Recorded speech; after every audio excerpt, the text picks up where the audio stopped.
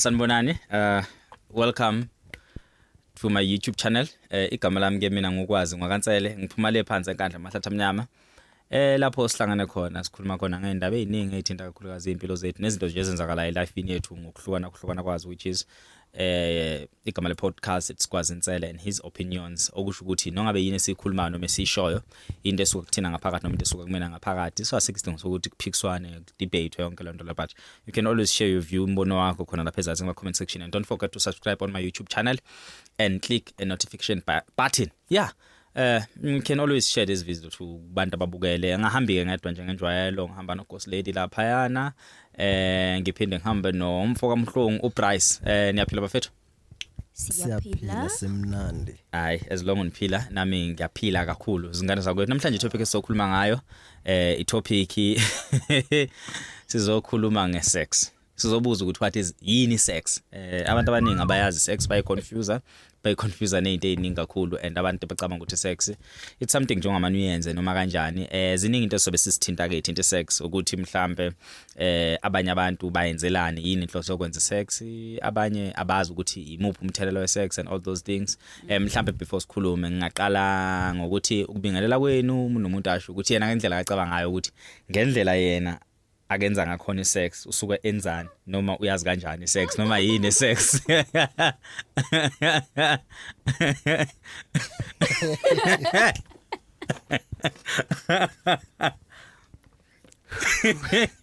Waphefumula kakhulu Brian. I wish nambona ufethu sulubuzi yaphindelela. Mfetini sex.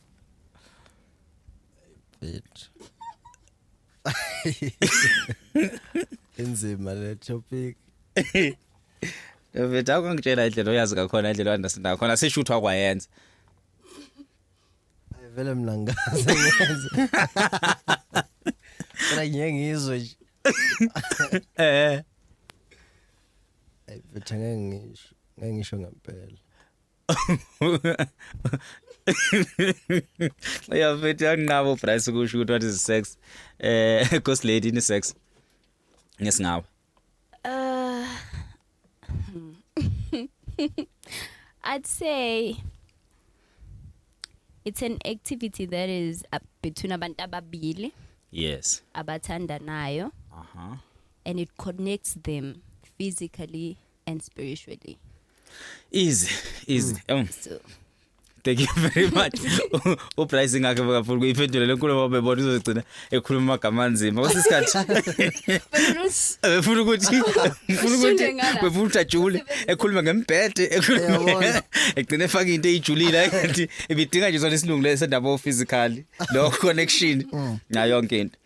Abantu abaningi bafethu into ezokuthi sikhuluma ngale topic ngenxa zokuthi abantu abaningi abayi understand sex and abazi ukuthi why benza sex and abazi ukuthi ibaluleke ngani sex and ibafaka kuziphi inkinga noma ibasiza kuziphi inkinga and idlala iphi indima kwi relationship. But I'll just explain ngendlela yami ngendlela enginokubona ngayo noma ngendlela enginoku-understand ngakhona noma mina ngendlela enginokuthi ngenzani mangenza ucansi. So kunabantu abayenzayo nje ukuthi bona bayichithela isikhathi, bayichithela isizungu noma zama ukufeza inkanuko noma lokho kufuna umzimba ngaleso sikhathi.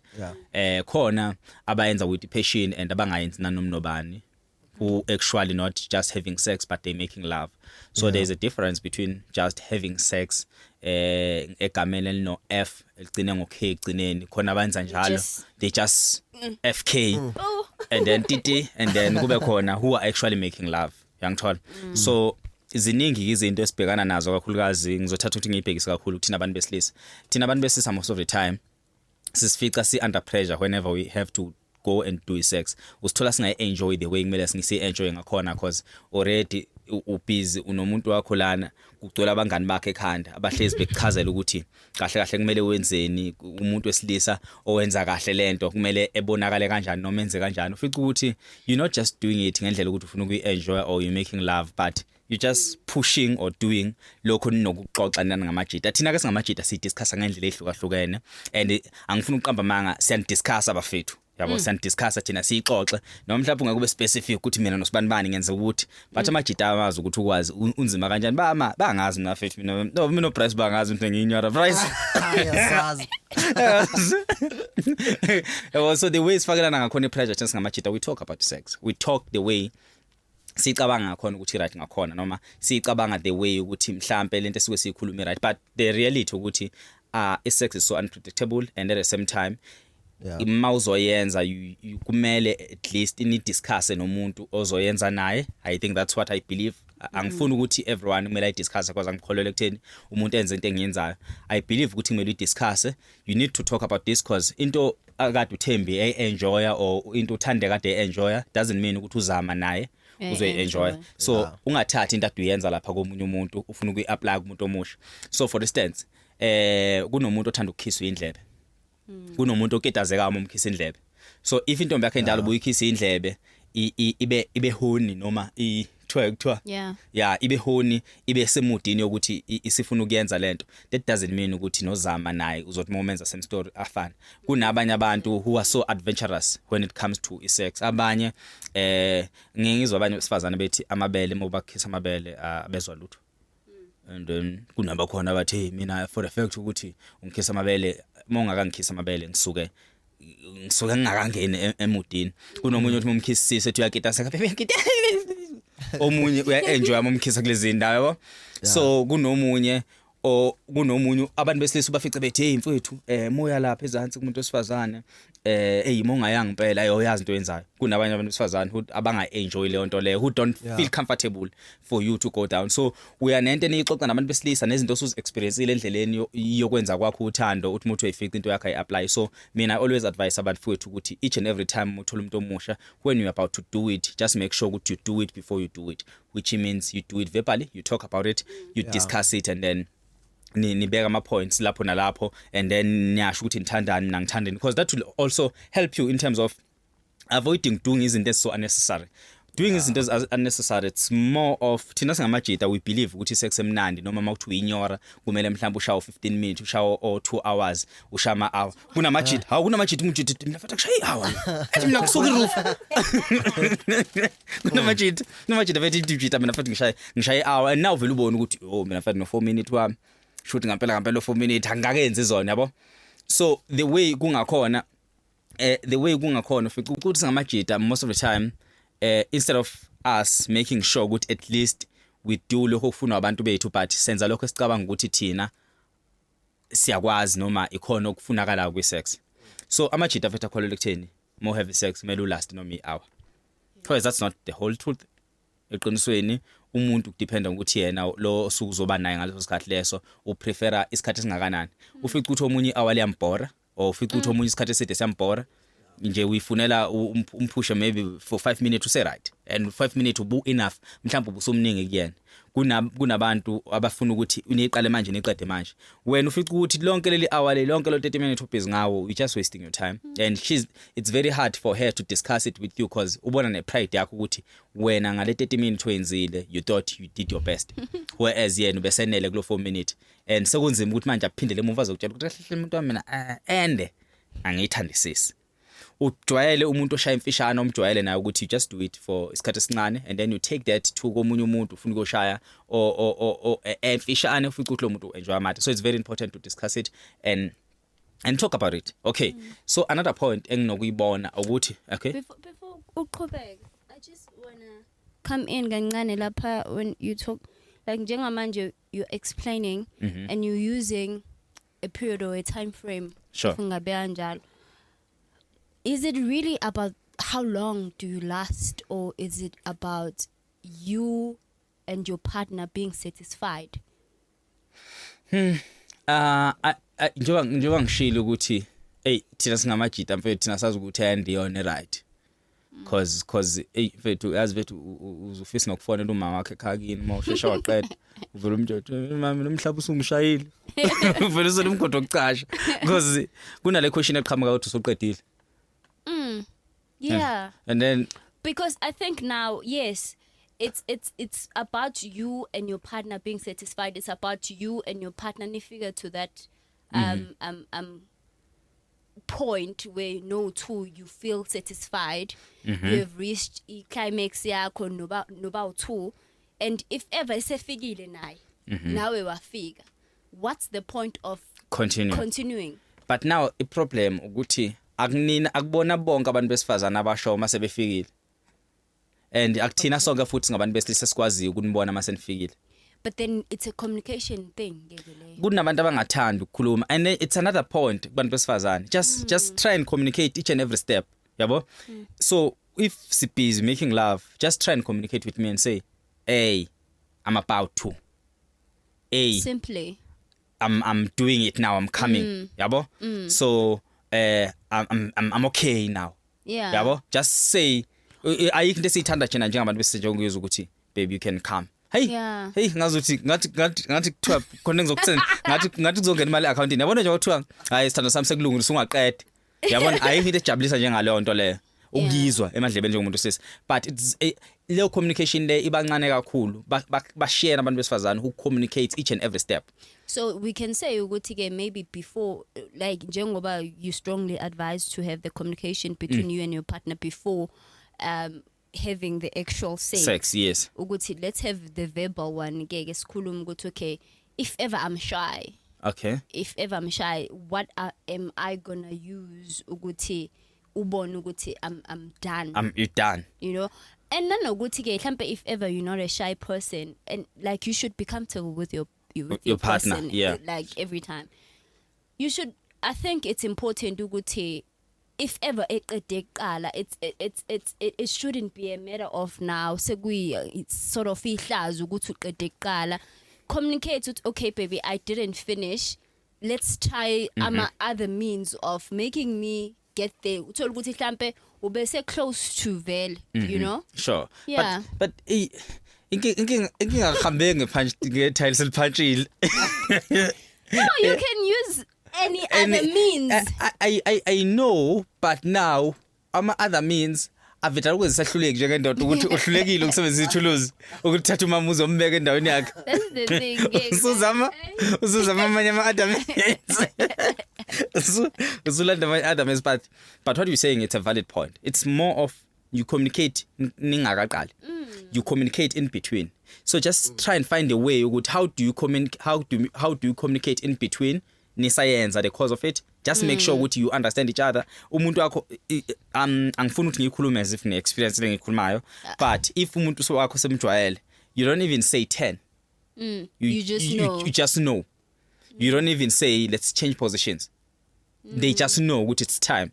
And at the same time, just it's very important to know umuntu wakho ukuthi which position akayenjoyayo.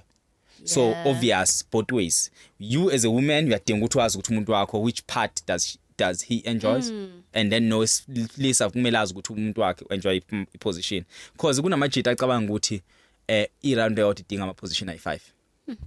So you like gaga pendula gaga pendula gaga pendula gaga pendula gaga pendula, and ufica ukuthi onke lama position wenzile, none of these positions agcina azafika mhlawumbe kuvutho ndaba nomuntu wakho akayi-enjoyile yanyama position, because each and every time mase kumele enjoy ubumphendula umenze sokunye, yabo. So it's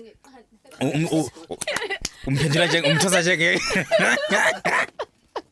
ubhizi umthosa nje qani nomjito ekhuluma lapha emafonini ethi encoma ngendlela kaNtsophi ngakhona. Into engayinanga ngathi lo mjito cha ukuthi kahle isex wrestling, like kumele kuthozane njengamaqanda kuyaliwe, yabona. So it's more of making love. It's more of it's an art of expression. Niyaz expressa. Yeah. You through your bodies uthatha umqondo wakho ufaka kulento, you make sure and you ask la unga understand khona, and you yambuza ukuthi sesi right, are you still okay, ayikho into ehlaba ngemuva, because ikwesisikhathi nokufica ukuthi isex ibhoriswe ukuthi nje umatrasi umhlaba kabuhlungu engemumva, and manje akakazi ukusho ukuthi ayingeke lo matrasi ngathi ngihlaba lesi asibeke umqamelo la. So you communicate all these things, uyenza ibe simple for yena naye umuntu wesifazana ukuthi communicate back, and nawe as umuntu wesilisa you make sure ukuthi la ungekho comfortable khona uyasho. Ziningi ke mina angiyena umuntu othandayo ukuthi umuntu wesifazane angibamba bambe njalo kakhulu. Kunomunye umjito umngane wami ekeke mbize igama lakhe akuwena price fethu. So umjita uthi yena nje akathinto afundi usifazana umthinto umphambili wakhe afundi kuzokwenziwa letho noma uzolokho ebanje, so akayifunda ukuthinto. Mina I think I'm not a person who enjoys ukuthi umuntu osifazane ehlisa ikhanda lakhe, not because kunjani ngenxa zokuthi most abantu besifazane bayahluleka. yabo so mebehluleka now sekumele ufake engazuthi uzwa ubumnandi kanti akunabo umnandi omngako just an idea ukuthi she's doing it yabo so it's not something that I can force it to someone that I say ngiya enjoy at the same time I'm not a person on my positions amaningi yabo so I just want to stick to one or two positions the entire thing and then amanye singawo experiment ngendlela so let's say if siqale ngeposition ethile let's finish lo position or let's change it to another position mase sikhathele kule position but not ukuthi manje mina nginomgodla wama position engiwaphethe just ngizowathulula wonke ngesikhathi esi1 so I'm that person at the same time just put it in your mind ukuthi each and every time you're having sex you're not just having sex but you also sharing ama spirit you sharing izinto ongamele usishare nomunye umuntu ngampela ongamele usithole so isex ayizi kuphela nezifo but iza nezinye izinto ezijulile that abantu abaningi abangazazo abangazi-understand so for instance njengathi namajita thina amajita masisihlanganisa nabantu besifazane sihlanganisa nabantu abama carriers yabo so ziningi izinto abazimukelile nabazitholile nabagudla nazo engeke ngisho ukuthi abantu besilisa bawona ama carriers but abantu besifazane most of the time ufica ukuthi umuntu wesilisa into zakho behamba kahle empilweni unedlala nomunye umuntu ufica into zakho kushona phansi not only bad spirits owakwazi kwathola even good spirits yabo so kuyenzeka ukuthi ulale nomuntu onenhlanhla zakhe vele into zakhe ikhanyayo ufica ukuthi nawe zakho zakhanya inede nthandana ufica into zakho ihamba kahle so look zibheke lezo zinto ngayo yonke indlela ekutheni each and every time usihlanganisa nomuntu just try ukuthi usihlanganise nabantu ababodwa ngesikhathi esi1 because uzogcina uthola lo uthalo lo ugcina uzodunga kwayena lo onento zakhe ekhanyayo yabo so ukulala nabantu abahlukana it's not only affecting wena wedwa but it's also affecting your real partner in terms of ama spirits because manje uhamba uyoqoqa lapha into ezinamabhadi abakhiphi bezisu abalale nomuntu okade lale nomahosha uthothi lo muntu lolale naye unendoda yakhe indoda yakhe ithanda omahosha indoda yakhe ifike nezichitho nezinyama zomahosha isale kumakhwapheni wakho anika wena unika umuntu wakho so ufica ukuthi there's a chain iyongcola okugcina hamba lapha phakathi kwenu so it's a chain of izinto ezingekho right between wena necycle yakhe yama relationship so it's very important to just stick with one person especially when we are sexually active with that partner so from my side that's all I wanted to say ukuthi mina ngokwami I think that is sex and I think ngalendlela lema ngase kuthiwa sonke siya communicate ngayo and then siyayixoxa lento siyenze be simple because it's not something difficult ngalendlela le ukuthi manje sekukubi abantu abaningi sebekumele benze umsebenzi so difficult ngenxa izinto esixoxa namajite bafethu if we shall 2 minutes enza sure ukuthi nomuntu wakho uya understand shall 2 minutes ashesha qede ucommunicate ukuthi mina nje mfethu 2 minutes is enough for mina engaze egcine efika ko 30 minutes kanti wena right go 2 minutes just discuss this before nize niqale and then naphaka nendawo nibe nama communication and then egcineni nizoqeda ni sharp for today ikhona la siphelela khona if you have anything to say just tell me just say and then so right ntombi angiright kakhulu hayi kuyasho ingane zami ukuthi niseze ingane anifuna emi ngiyasho zami ukuthi niseze ingane sithole iclass namhlanje siclassini hayi sanizwe class ayikulungile mfethu enilale kahle just don't forget to subscribe on our YouTube channel and also don't forget to book our studio information zoyibona uzolandela lapha ngezansi and then just press that notification button and then for more videos ngabheka amanye sekusawenza and then nizosibonana next week nibe right bye bye